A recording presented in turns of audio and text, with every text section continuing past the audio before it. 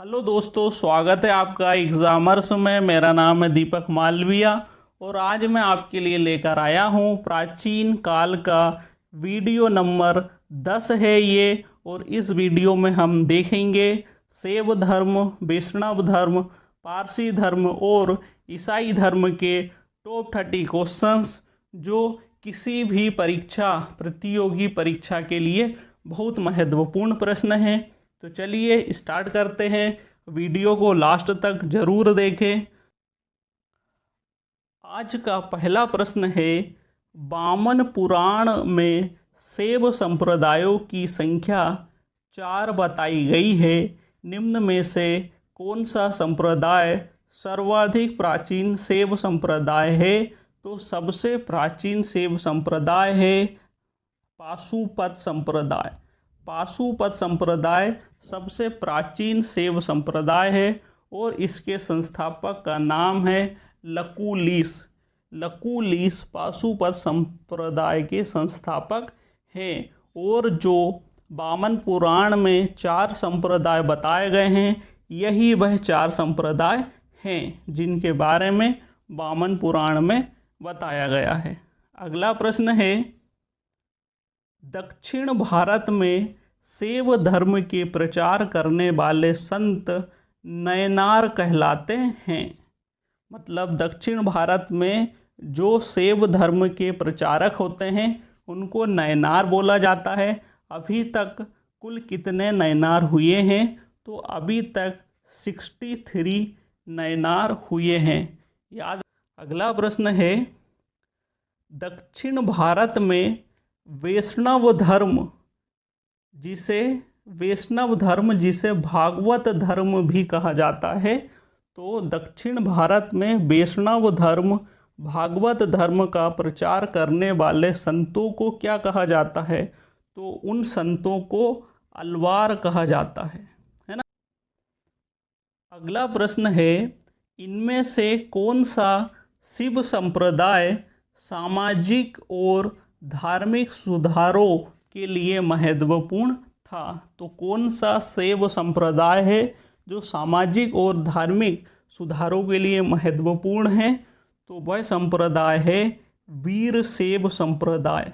और वीरशैव संप्रदाय के जो संस्थापक हैं वह हैं अल्लभ प्रभु।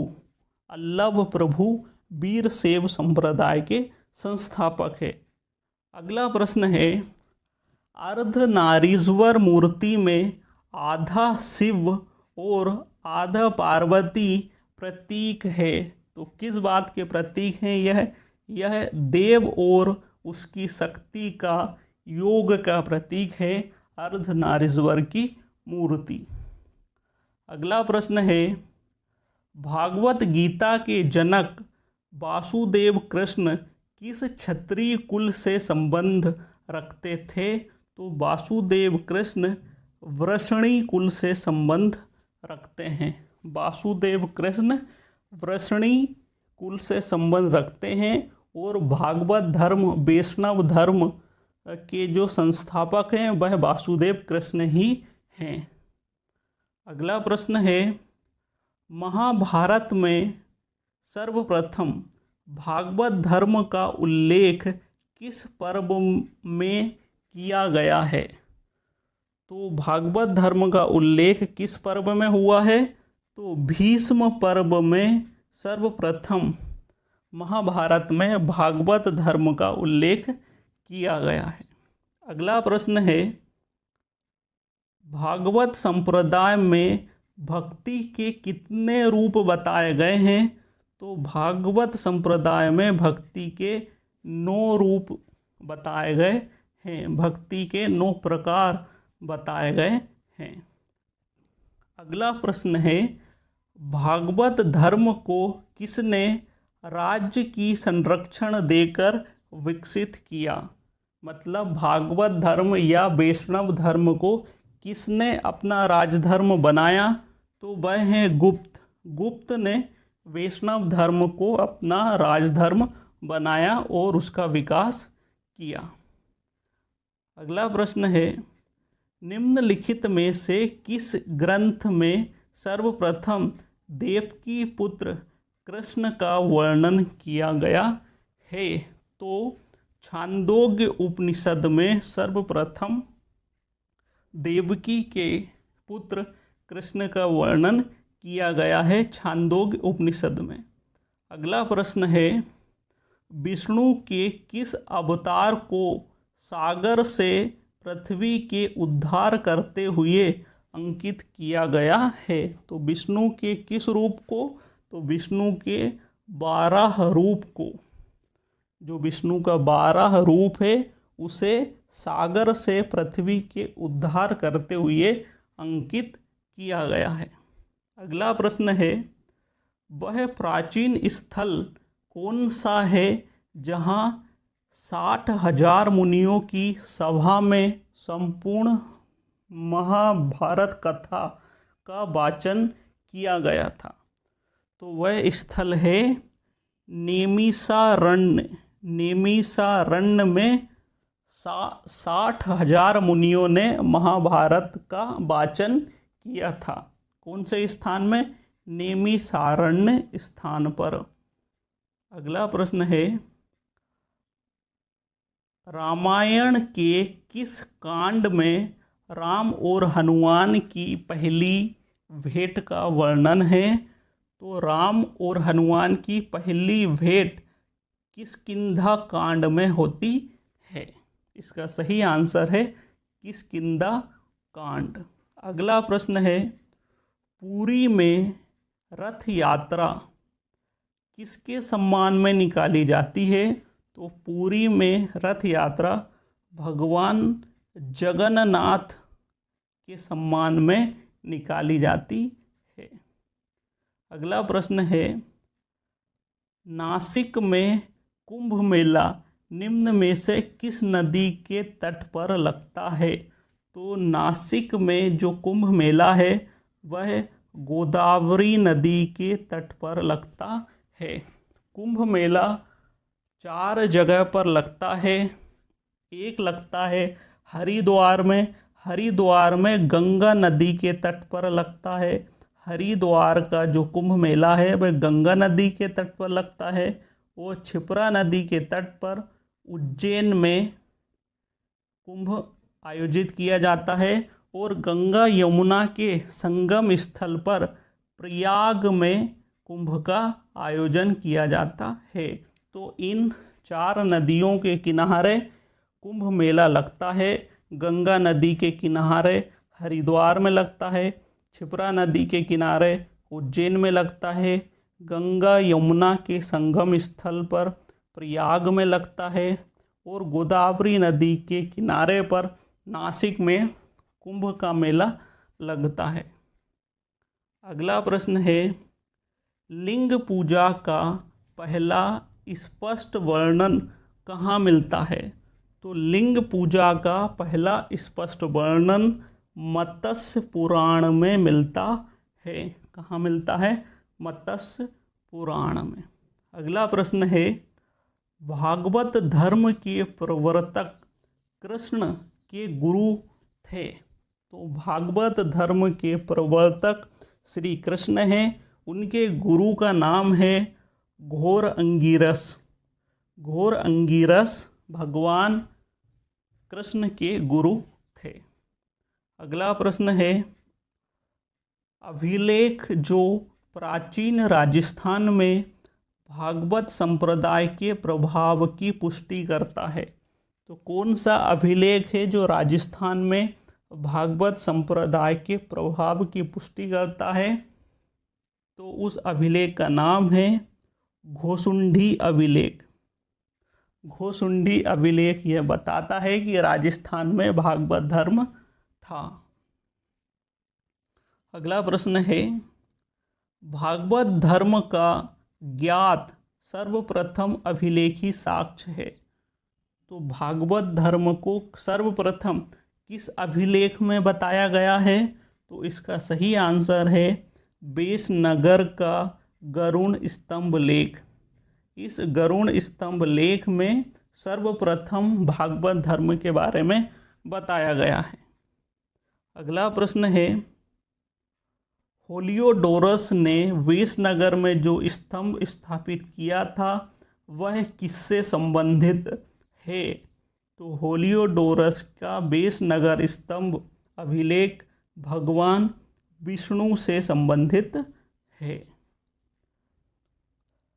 अगला प्रश्न है, किसके सिक्कों पर संकर्षण और वासुदेव दोनों अंकित हैं? तो किसके सिक्कों पर संकर्षण और वासुदेव दोनों अंकित हैं? तो सही आंसर है अगाथो क्वीज।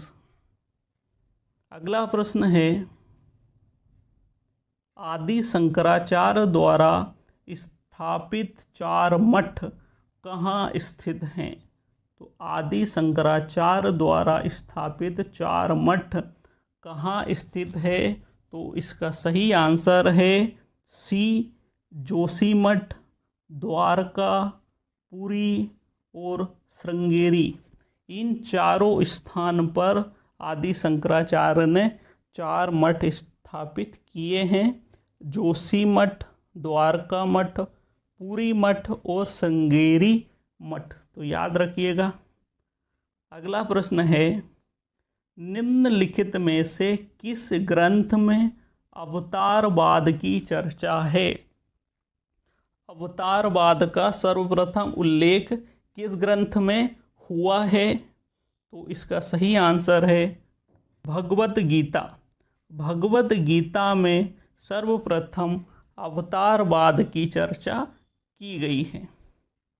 अगला प्रश्न है, निम्नलिखित में से कौन वैष्णव धर्म की सनक संप्रदाय का आचार्य था? तो वैष्णव धर्म की सनक संप्रदाय का आचार्य कौन थे? तो इसका सही आंसर है निम्बार्क। निम्बार्क वैष्णव धर्म की सनक संप्रदाय का आचार्य था, जिसका नाम है निम्बार्क। अगला प्रश्न है, निम्नलिखित में से कौन विशिष्टाद्वैत से संबंधित हैं? तो विशिष्टाद्वैत से जो संबंधित है वह है रामानुज। रामानुज विशिष्टाद्वैत से संबंधित है। अगला प्रश्न है, शैव धर्म के इतिहास में कायावरोहण का क्या महत्व है? तो कायावरोहण का शैव धर्म में क्या महत्व है? तो यह लकुलिश का जन्म स्थल है। लकुलिश कौन है? लकुलिश शैव धर्म के सबसे प्राचीन संप्रदाय पाशुपत संप्रदाय के संस्थापक हैं लकुलिश। वो लकुलिश का जन्म स्थल क्या है? वह है कायावरोहण। इसका सही आंसर है यह लकुलिश का जन्म स्थान है। अगला प्रश्न है, किस राजवंश की मुद्राओं में शिव को मानव रूप में दर्शाया गया है? तो किस राजवंश की मुद्राओं में शिव को मानव के रूप में, इंसान के रूप में दर्शाया गया है? तो इसका सही आंसर है कुषाण। कुषाण के सिक्कों में भगवान शिव को मानव के रूप में दर्शाया गया है। अगला प्रश्न है, निम्नलिखित में से कौन वीरशैव धर्म के व्याख्याता संस्थापक हैं? तो वीरशैव धर्म के व्याख्याता या संस्थापक हैं बसव। बसव वीरशैव धर्म के संस्थापक हैं। अगला प्रश्न है पारसी धर्म के बारे में। तो पारसी धर्म के जो संस्थापक हैं उनका नाम है पैगंबर जरब्रुष्ट, है ना। पारसी धर्म के संस्थापक हैं जिनका नाम है पैगंबर जरब्रुष्ट, और इनका जो धार्मिक ग्रंथ है उसका नाम है जैन अवेस्ता। तो पारसी धर्म का जो धार्मिक ग्रंथ है उसका नाम है जैन अवेस्ता। यह पारसी धर्म के बारे में कुछ विशेष तथ्य हैं। अब देख लेते हैं ईसाई धर्म के बारे में। तो ईसाई धर्म के जो संस्थापक हैं वह हैं ईसा मसीह। इनका जो प्रमुख ग्रंथ है उसका नाम है बाइबिल, पवित्र चिन्ह, क्रॉस का इनका पवित्र चिन्ह है। और ईसा मसीह के जन्म दिवस को क्रिसमस के रूप में मनाया जाता है। इनकी माता का नाम मेरी है और इनके पिता का नाम जोसेफ है। और कुछ अन्य फैक्ट हैं। और इनके जो प्रथम 2 शिष्य हैं, पहला शिष्य है एंड्रूस और दूसरा शिष्य है पीटर। तो यहाँ अपने टॉप 30 क्वेश्चंस समाप्त होते हैं। यह प्राचीन भारत सीरीज का 10वां वीडियो है। अगर आप चाहते हैं कि मैं ऐसे ही सीरीज़ में पूरे वीडियो बनाऊं तो चैनल को सब्सक्राइब करें, वीडियो को लाइक करें और शेयर करें अपने दोस्तों के स्टडी ग्रुप में, अपने स्टडी ग्रुप में। तो चलिए, धन्यवाद। जय हिंद।